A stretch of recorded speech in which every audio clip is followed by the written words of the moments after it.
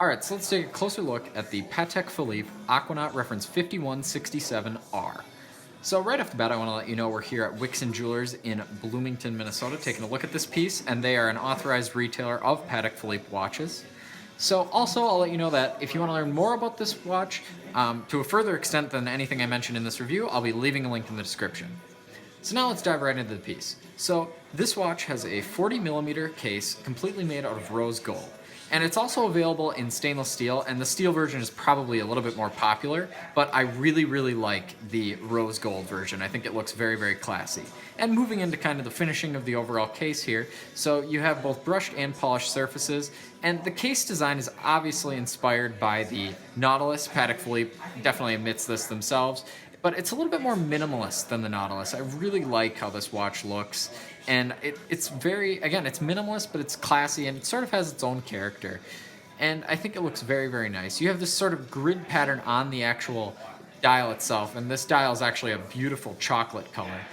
And that actually differentiates it from the Nautilus, because the Nautilus has just horizontal stripes, and I think that looks very cool. I also love the numerals that they decided to include on this piece. I think they look very nice.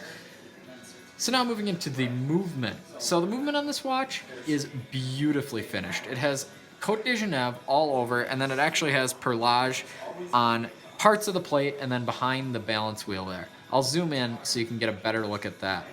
But as you can see, I mean, it looks absolutely superb. They do an excellent job over at Patek Philippe finishing their watches.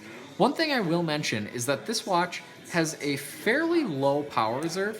Patek Philippe gives a range for their watches, and that pretty much depends on how you use it, so I understand why they do that. And this watch's power reserve range is actually only 35 hours to 45 hours, which is actually pretty low in the world of watches. However, it should be noted that anyone with a Patek Philippe probably has a watch winder. So now I will do a wrist shot, and one thing you've probably already noticed in the review is that this watch, the rubber strap is not actually connected on both sides to the double deployant, and that is because this watch is it's custom made to your wrist, so they actually cut the strap so it fits properly. And again, this watch has a beautifully finished double deployant with the Calatrava logo on the back.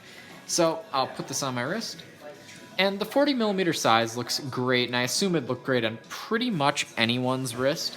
I have about a 6.5-inch circumference wrist, and I think this looks fantastic. If you like this video, please remember to subscribe and share. Thank you.